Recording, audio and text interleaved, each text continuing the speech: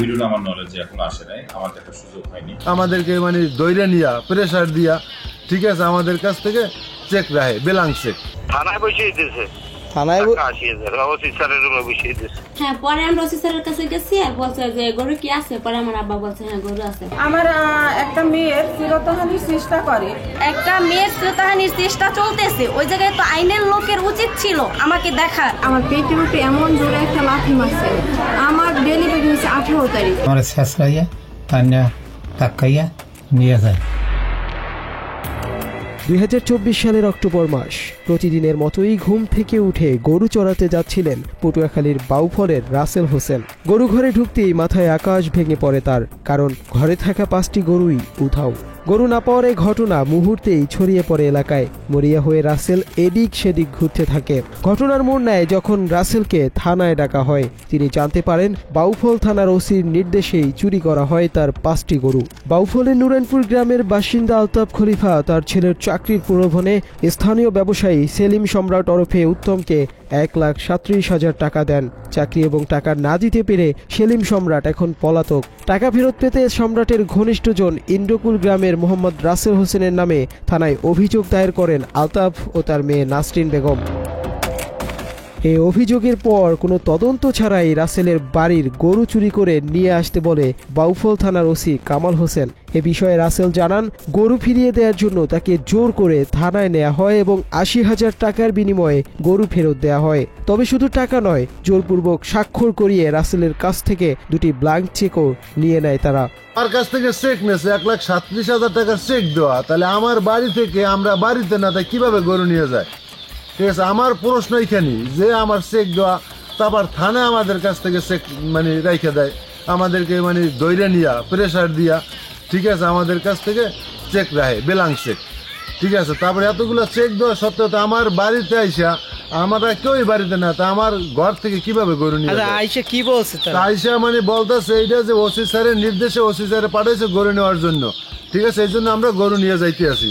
গরুকে বাড়ি করে নিয়ে গেছে, আমরা মানা করছি, হ্যাঁ হনে নেই কইছি গিরেস্ত বাড়ি নিয়ে হ্যাঁ সামনে করে নিয়ে পরে আমরা হ্যাঁ হ্যাঁ আইলে হ্যাঁ সামনে করে হ্যাঁ পর হ্যাঁ বলে না হ্যাঁ আমরা টাকা দিতে পারবেন, হ্যাঁ টাকা দেন গরুর, হ্যাঁ আমরা গরু নিয়ে কি জবা দিয়ে। আমাদের অনুসন্ধানী টিমের হাতে আসে এক গোপন ভিডিও, যেখানে স্পষ্ট দেখা যায় থানার ভেতরে লেনদেন হচ্ছে। একটি ব্যানারে স্পষ্ট লেখা বাউফল থানা পটুয়াখালী, যেখানে দেখা যায় স্থানীয় এক ইউপি সদস্য টাকা গুনে দিচ্ছেন আর থানার এএসআই এনায়েত হোসেন পাশে বসে আছেন। যদিও এএসআই এনায়েত হোসেন থানায় টাকা লেনদেনের বিষয়টি স্বীকার করলেও নিজের উপস্থিতির কথা অস্বীকার করেছেন। থানায় বসিয়ে দিয়েছে, থানায়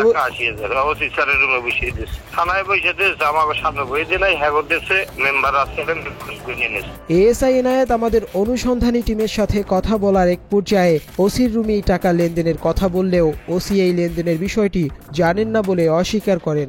এই ভিডিওটা আমার নলেজে এখন আসে নাই, আমার দেখার সুযোগ। স্থানীয় মেম্বার বা তার চেয়ারম্যান তাদেরকে থানায় আনা হয়েছিল এই বিষয়টা তাদেরকে অবহিত করার জন্য, তাদের মাধ্যমে হয়তো এই জিনিসটা হয়েছে। 80,000 টাকায় 5টি গরু ফেরত পেলেও বাকি 60,000 টাকার জন্য ফের চাপ আসে রাসেলের ওপর। এবার আলতাফ খলিফা আরও 3টি গরু নিয়ে যায় ওসি কামালের নাম করেই। এই অভিযোগের সত্যতা যাচাই করতে আমাদের অনুসন্ধানী দল আলতাফের বাড়িতে গিয়ে তার মেয়ে নাসরিন আক্তারের সঙ্গে কথা বলে। গোপনে ধারণ করা ভিডিওতে নাসরিন আক্তার স্পষ্ট জানান, ওসির সাথে কিছুদিন আগেই তার কথা হয়েছে। তিনি বলেছেন গরুগুলো নিয়ে এসে বিক্রি করে ফেলতে, কিন্তু হয়রানির ভয়ে তিনি বিক্রি করেননি। হ্যাঁ, পরে আমরা ওসি স্যারের কাছে গেছি আর বলছে যে গরু কি আছে, পরে আমার আব্বা বলছে হ্যাঁ গরু আছে, পরে বলছে তা গরু নিয়ে আসেন। পরে চৌকিদার নিয়ে নিয়ে আসার কথা বলার পর আমরা চৌকিদার নিয়ে গরু নিয়ে আসছি, আনার পর আবার থানায় জানানো। আপনার কি ওদের কি টাকা দিছিলেন নাকি অন্য কোনো লোক? ওদেরকে দিছিলাম। ওরা তো বলে অন্য লোকের দিছে। ওদেরকে দিছি আমরা টাকা, ওদের হাতে টাকা দিছেন, ওরা কারা দিছিল ছোট তো আমরা জানি না, ওদের হাতে আমরা টাকা দিছি মূলত। পরে ওসি স্যারে মানে গরু বেচার জন্য আদারে দিছে। ওরা ওদের ওই যে কি জানি ওই এসআই উনি তো হ্যাঁ মনি। হ্যাঁ, বাউফল থানার ওসি কামালের এসব কর্মকাণ্ড প্রশাসনিক নীতিমালার স্পষ্ট লঙ্ঘন। সাধারণ জনগণের নিরাপত্তা নিশ্চিত করা দায়িত্ব যার কাঁধে, সেই যদি অপরাধের আশ্রয়দাতা হন, তাহলে সাধারণ মানুষ কোথায় যাবে, এমন প্রশ্ন সকলের। নানা সময়ে নানা বিতর্কিত কর্মকাণ্ডের কারণে আলোচনায় আসা এই ওসি এবার নতুন করে সংবাদের শিরোনামে। সম্প্রতি অপারেশন ডেভিল হান্টে আওয়ামী লীগ নেত্রীর ছেলেকে আটকের মাত্র 10 ঘন্টা পর ছেড়ে দেয়ায় আবারও প্রশ্নবিদ্ধ হয়েছেন তিনি।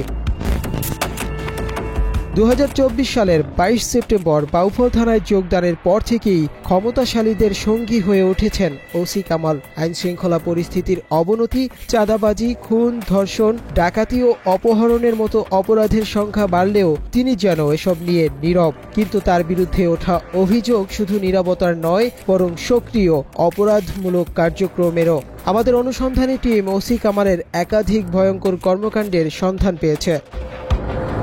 পটুয়াখালীর বাউফল উপজেলার দ্বীপাশা এলাকায় মোসাম্মদ তাসলিমা আক্তার ও তার পরিবার ভয়াবহ নির্যাতনের শিকার হচ্ছেন বলে অভিযোগ উঠেছে। স্বামী মোহাম্মদ শানু পেদার পৈতৃক 1.50 একর সম্পত্তিতে দীর্ঘদিন ধরে বসবাস করলেও স্থানীয় একটি প্রভাবশালী মহল তাদের উচ্ছেদ করতে একের পর এক ষড়যন্ত্র করে যাচ্ছে। তাসলিমার অভিযোগ, শামসুল হক, খোকন পেদা, সোহরাব মোল্লা, আলাউদ্দিন গাজী সহ আরও 18 থেকে 20 জনের একটি দল দীর্ঘদিন ধরে তাদের জমি দখলের চেষ্টা করছে। গত 18 সেপ্টেম্বর ভূমিদস্যুরা 50 থেকে 60 জন ভাড়াটে সন্ত্রাসী নিয়ে তাদের বাড়িতে হামলা চালায়। হামলাকারীরা মৌসুমী ধানের বীজতলা নষ্ট করে, তাসলিমা ও তার স্বামীকে বেধড়ক মারধর করে এবং তার 2 কন্যাকে লোহার রড ও লাঠি দিয়ে আঘাত করে। এসব ঘটনার মেডিকেল রিপোর্ট আমাদের হাতে রয়েছে।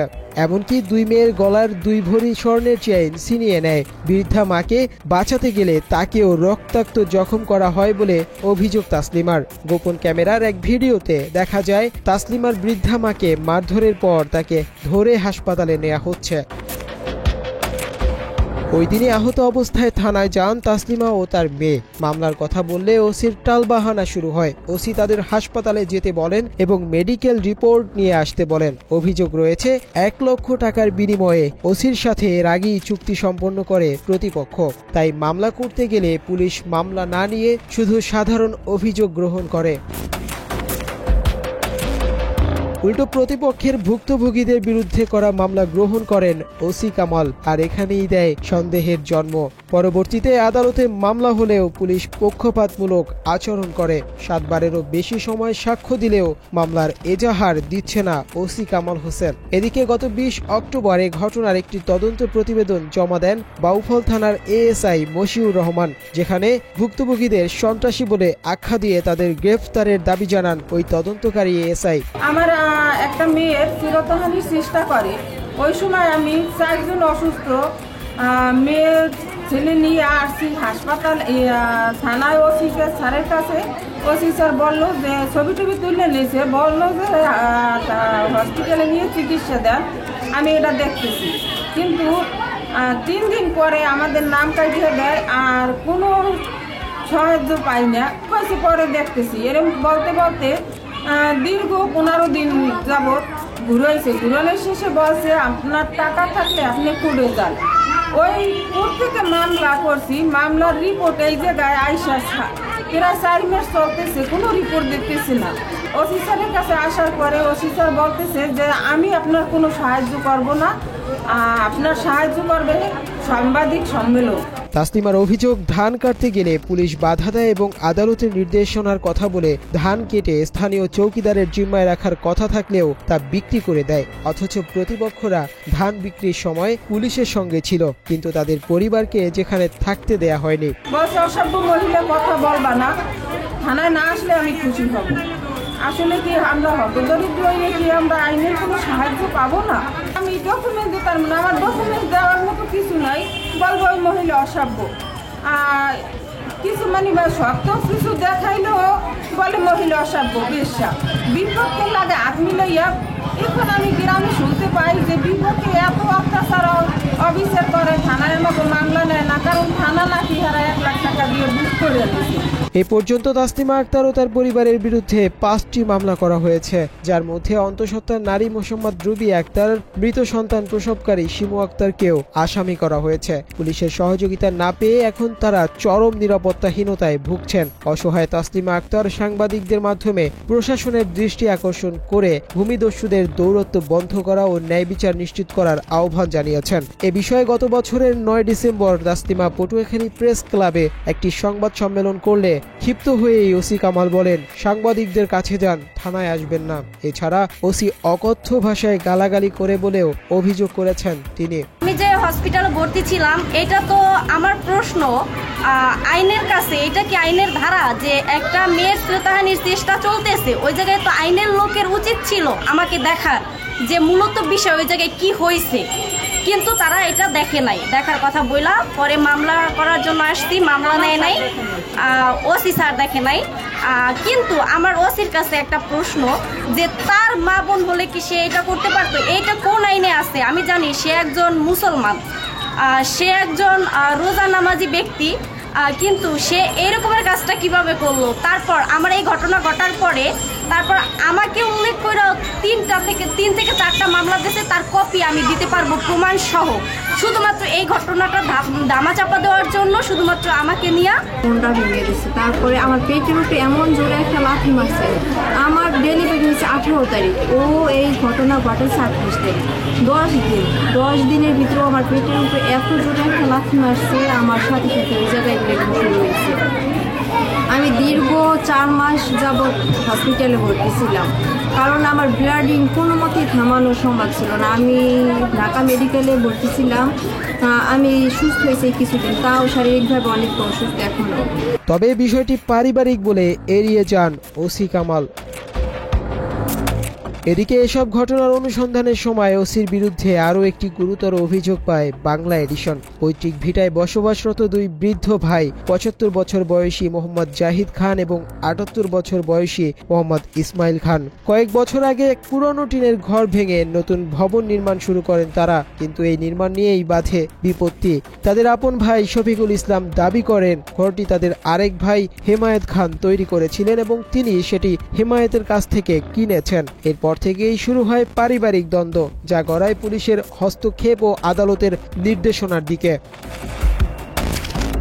স্থানীয় সূত্র ও পরিবারের অভিযোগ অনুযায়ী বিষয়টি মীমাংসার জন্য থানায় সালিশ বৈঠক বসে। পরে স্থানীয়ভাবে একটি সমঝোতা বৈঠক হলেও শফিকুল তা অমান্য করে 27 জানুয়ারি নির্মাণাধীন বসত ঘরে ভাঙচুর চালান। বাধ্য হয়ে ইসমাইল খান ও জাহিদ খান আদালতে মামলা করেন, যেখানে 10 কার্য দিবসের মধ্যে কারণ দর্শানোর নির্দেশনা দেয়া হয় এবং উভয় পক্ষকে স্থিতিশীল অবস্থায় থাকার আদেশ দেয়া হয়।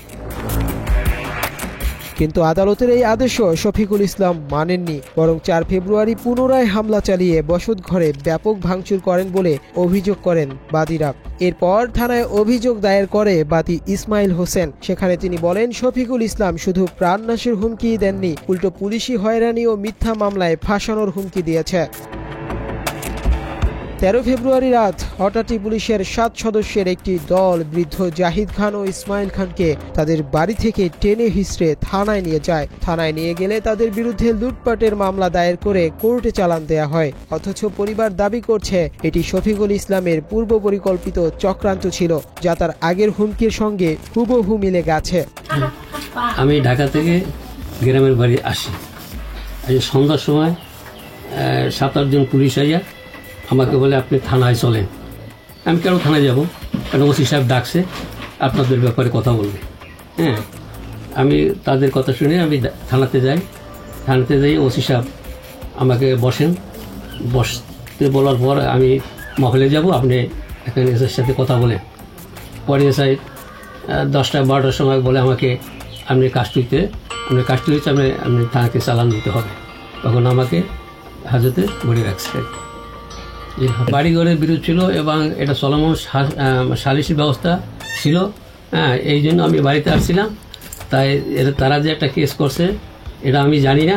হ্যাঁ, না জানা সত্ত্বেও আমাকে থানায় নিয়ে যায় আর কি। সালিসি চলমান ছিল আর কি এই অবস্থা। এর আগে তো গেছে তারা কেন গেছে বা কি জন্য নিয়ে গেছে তা আমরা জানি না। তাদের বলছে যে আপনার নামে কেস আছে। হ্যাঁ, পরে আমাকে থানা থেকে এবং করে চালান দেয়। চালান দেওয়ার পর আমরা আজত থাকা সত্ত্বেও তখন আইয়া আমাদের বাড়িতে ভাঙচুর করি, আমার ঘর দরজা ভাঙচুর করে যে আসবাবপত্র ছিল, মালামাল ছিল, সব লুট করে তারা নিয়ে যায়। ওসি সাহেব ওসি সাহেবেরা আমার বাড়িতে আসে সন্ধ্যার পরে, এসে আমাকে বলে কি ওসি সাহেবে কথা শুনে যাইতে বলছি। আমি তো অসুস্থ, আমি যেতে পারবো না অনেকদিন থেকে, তাই যদি যারা আছে আর বড় ভাই আছে তাকে নিয়ে যায়, সে কথা শুনে আসে, তা হে আমার শেষরাইয়া টানিয়া টাকাইয়া নিয়ে যায়, নিয়ে থানায় যাইয়া আমারে বসাই রাখিয়া এইবার কইছে তোমারে চালান দেব। কে আমাকে চালান দেবেন কি লেগে?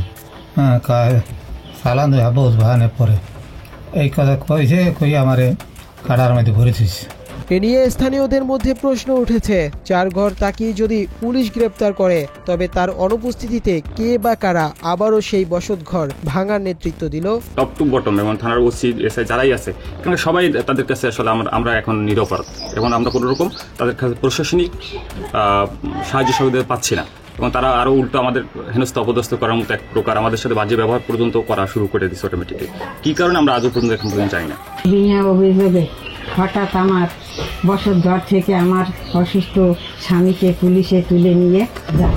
আমি ওসির বিচার চাই। আমাদের অনুসন্ধানী টিমের হাতে আসা 17 ফেব্রুয়ারির একটি ভিডিও ফুটেজ নতুন মাত্রা যোগ করেছে এই ঘটনার তদন্তে। স্পষ্ট দেখা যায় শফিকুল ইসলাম নিজেই বসতঘর ভাঙচুরের নেতৃত্ব দিচ্ছেন। তাহলে পুলিশের করা লুটপাটের মামলার ভিত্তি কি? এর উত্তর মেলাতে গিয়ে আরো চাঞ্চল্যকর তথ্য উঠে আসে আমাদের হাতে। একটি গোপন অডিও রেকর্ডিং আমাদের হাতে এসেছে, যেখানে দাবি করা হচ্ছে শফিকুল ইসলাম বাউফল উপজেলা জামায়াতের আমিরের সঙ্গে মিলে পুলিশের ওসির কাছে আর্থিক লেনদেন করেছেন। এটা একমাত্র সোর্স আছে, উনি এটা জামায়াতের আমির তোমার এসাক মাওলানার সোর্সে ছাড়া হয় না। উনি সম্পূর্ণ থানায় দালালি করে এবং সম্পূর্ণ ওনার সাথে সংযোগ হয়। যখনই আমাদের তোমার এই যে যখন দেখছো তুমি, যখন আমাদের তোমার যে আমাদের কোনো সমস্যা হয়েছে বা আমরা যখন এই একটু করতে গেছি, অভিযোগ করতে গেছি, তখন উনি যে হস্তক্ষেপ করতে প্রতিটা কাজে, এবং উনি লাস্ট পর্যায়ে আমার নামে জিডি পর্যন্ত করে, তখন ওনার নামে আমি এই অভিযোগটা তুলি, কারণ উনি তো স্বয়ং উনি সম্পূর্ণ প্রথম থেকে এখানে মানে হস্তক্ষেপ করছে, এবং এমনটা গেলে তার হাত থেকেই গেছে, ছাড়া কোনো ওয়ে নেই। এমন অভিযোগের ব্যাপারে জানতে বাউফলের জামায়াতের আমিরকে একাধিকবার কল করলেও তিনি কল রিসিভ করেননি। মুঠোফোনে যোগাযোগ করা হলে অভিযুক্ত শফিকুল ইসলাম বলেন, ওই ঘর প্রথম নির্মাণ করেছে তার ছোট ভাই হেমায়েত, তার কাছ থেকে সেটি কিনে নেন শফিকুল, কিন্তু জাহিদ ও ইসমাইল সেটি জোরপূর্বক দখল করে রেখেছেন। হেমায়েতের কিছু নির্মাণ সামগ্রী আটকে রেখেছিলেন তারা, তাই মামলা করেন তিনি। এরপর মালামাল উদ্ধার হলেও বহিরাগতদের নিয়ে শেষ ষড়যন্ত্র শুরু করে তারা। আদালতের নির্দেশ থাকার পরও কেন বসত ঘরে আবারও হামলা চালানো হলো? যদি শফিকুল ইসলামের দাবি সত্য হয়, তাহলে তিনি নিজের বসত ঘর নিজেই কেন ভাঙতে যাবেন? গোপন অডিওতে উঠে আসা পুলিশের সঙ্গে লেনদেনের তথ্য কি তাহলে সত্য?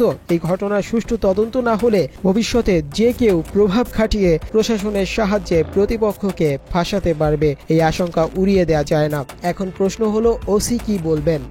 এই ঘটনা সে একটা অভিযোগ দেয়, ওই অভিযোগের প্রেক্ষিতে যখন আমরা প্রাথমিক সত্যতা যাচাই বাছাই শেষে যখন আমরা দেখি যে না বিষয়টা আমলযোগ্য, তখন আমরা সেই বিষয়ে আমরা একটা মামলা রুজু হয় এবং আসামিদের গ্রেপ্তার। এদিকে বাউফলের আইনাবাজ কালাইয়া এলাকায় জমি সংক্রান্ত বিরোধে এক পরিবারের ওপর 2 দফা হামলার অভিযোগ উঠেছে। 19 মার্চ প্রতিপক্ষের হামলায় মঞ্জুর রহমান নামের একজন আহত হন। থানায় অভিযোগের পর 21 মার্চ ফের হামলা হলে 15 মাসের এক শিশু আহত হয়। আমার ভাইয়ের গায়ে ইট পড়ছে স্যার। কিরা করছে? এই মিরাজ ঘরে আইছে, ঘরে এই ভাইয়ের গায়ে ইট পড়ছে, আমার গায়ে ইট পড়ছে, আমার ভাইয়ের গায়ে পড়ছে স্যার। দেখা যাক ঘরের মধ্যে ইট স্যার, তাড়াতাড়ি আন স্যার, এই মুহূর্তে আইবেন স্যার, তাড়াতাড়ি আন স্যার, তাড়াতাড়ি আন, আপনি একটু তাড়াতাড়ি আন। ভুক্তভোগীরা পুলিশের সহযোগিতা না পাওয়ার অভিযোগ করেছেন। তদন্ত কর্মকর্তা এএসআই শাহিনের বিরুদ্ধে মামলা নিতে ঘুষ চাওয়ার অভিযোগও উঠেছে। হামলার ভয়ে পরিবারের সদস্যরা হাসপাতালে আশ্রয় নিয়েছেন। আমরা অলরেডি 3500 টাকার মতো দিয়েছিল, কিন্তু আমরা কোনো তার কিছুই পাইতেছি না, তার দ্বারা হেল্প, এসআই শাহিনের দ্বারা কোনো হেল্প আমরা তার দ্বারা পাইতেছি না। আমার শ্বশুরের উপর হামলার পর আমরা থানায় একটা অভিযোগ করার কারণে বিরোধী যারা আছে তারা আইসা হঠাৎ করে গালাগালি শুরু করে দিছে। আসরের সময় গালাগালি শুরু করে ঘরের ভিতরে ঢুকে ওর বাবার গায়ে অর্ধেক ইট মারছে, বাচ্চাই কোলে ছিল, ওই ইট বাচ্চার গায়ে পড়ছে। ওই অবস্থায় আমরা থানায় ফোন দিয়ে পুলিশের কাছে অভিযোগ করা ছিল, ওনারে বারবার ফোন দেওয়া হয়েছে, কিন্তু উনি তখন কোনো গুরুত্ব দেয় নাই, এমনকি তার পরদিন সকাল পর্যন্তও আসে নাই। পরদিন আমি 11টার সময় যেভাবেই হোক আমি ভোরে পালাই আসি বাচ্চা নিয়ে পিছের দরজা দিয়া। এদিকে থানার ওসি বিষয়টি খতিয়ে দেখার আশ্বাস দিয়েছেন। আসলে আমি নাই স্টেশনে, আমি বলতে পারতেছি না, আমি একটু ঢাকায় আছি, আমি না জেনে পুরোটা না বসে অভিযোগটা আবার না দেখে আমি কথা বলতে পারতেছি না বিষয়ে। আমি একটু আসি, কালকের হয়তো রাতে আসবো, আমি এসে আমি বিষয়টা দেখবো। গত কয়েক মাসে বাউফল থানার আইন শৃঙ্খলা যে চরম অবনতি হয়েছে সে কথা উড়িয়ে দেওয়া যায় না। থানা ও পুলিশের সামনেই কিশোর গ্যাংয়ের আসামির কিশোরী উত্ত্যক্ত করা এবং কিশোরের আত্মহত্যার পরও সেই আসামি গ্রেপ্তারে পুলিশের গড়িমসি, থানার সামনে হামলা মারধরের ঘটনাগুলো বাউফলবাসীকে ভাবিয়ে তুলছে। আইন শৃঙ্খলা বাহিনীর অবনতি নিয়ে একাধিকবার প্রতিবাদ জানিয়েছে বাউফলের সাধারণ শিক্ষার্থীরা, তবে তা কোনো কাজে আসেনি, বরঞ্চ শিক্ষার্থীদের হতে হয়েছে লাঞ্ছিত। সম্প্রতি বাউফলের সাধারণ শিক্ষার্থীরা আইন শৃঙ্খলা পরিস্থিতির চরম অবনতি, চাঁদাবাজি, অপহরণ, ডাকাতি, সহিংসতায় ইত্যাদি বৃদ্ধি হওয়ায় নিজেদের ও সাধারণ মানুষের নিরাপত্তা চেয়ে থানায় গণ অভিযোগ দায়ের করে। ঘটনার আগের দিন ওসি কামালের অনুমতি আনতে গেলে ওসি ক্ষিপ্ত হন শিক্ষার্থীদের ওপর। এক পর্যায়ে তিনি এমন দাবি মানবেন না এবং শিক্ষার্থীরা প্রতিষ্ঠা করতে পারবে না বলেও বলতে শোনা যায় তাকে। শিক্ষার্থী যদি তোমরা 50 জন এই অভিযোগ দাও, তার মানে কি এই বাউফল উপজেলায় শুধু শিক্ষার্থীদেরই সমস্যা? না, সবার শিক্ষার্থীদের থাকবে, যে অটো চালায় তার থাকবে, যে চাকরি করে তার থাকবে, সব শ্রেণী পেশার মানুষের অভিযোগ লাগবে। তাহলে প্রত্যেকটা শ্রেণী পেশার মানুষের অভিযোগ থাকা লাগবে যে আমি জানলে আমি জাল বাইতে পারতেছি না, আমার জাল বাইতেও বাধা দিচ্ছে। আমি তরমুজের চাষ করি, আমার তরমুজ চাষে সে বাধা দিচ্ছে। এই ধরনের প্রত্যেকটা শ্রেণী পেশা থেকে আলাদা আলাদা অভিযোগ থাকা লাগবে। নতুবা তো তুমি বললে তার আমি সেটা মানবো না, তুমি সেটা প্রতিষ্ঠাও করতে পারবো। এছাড়া বাউফল উপজেলার চন্দ্রদ্বীপে 10ম শ্রেণীর ছাত্রীকে তুলে নিয়ে ধর্ষণের ঘটনার বিচার চেয়ে থানার অভিমুখে শিক্ষার্থীরা লাল কার্ড দেখিয়ে মিছিল করলে শিক্ষার্থীদের কাউন্টার দিয়ে ওসি তার ফেসবুক পোস্টে লিখেন, লাল কার্ড হলুদ কার্ডে ভয় পায় না বাউফল থানা পুলিশ। জনমনে এখন একটাই প্রশ্ন, দাড়ি টুপির আড়ালে থাকা এই ওসির এত ক্ষমতার উৎস কি? ক্ষমতার এই অপব্যবহার হাসিনার আমলের স্বৈরাচারী মনোভাবকেই ফুটিয়ে তুলছে বারবার। এটা হচ্ছে আপনার গত মাসের শুরুর দিকের ঘটনা আর কি। এরকম কিছু পাইনি আমরা। 48 সেকেন্ডের একটা ভিডিও আছে থানার ভিতরে, যে ওই গরু মানে ফেরত দেওয়ার জন্য 80,000 টাকা গুনে দিচ্ছে। সেখানে একজন এএসআই উপস্থিত ছিলেন, যার নাম হচ্ছে এনায়েত হোসেন। আমি তো এই প্রথম আপনাকে শুনলাম, আমি তো কিছু জানি না। আপনাকে যারা বক্তব্য ওদেরকে আমার সঙ্গে আসতে বলেন, আমি জানি।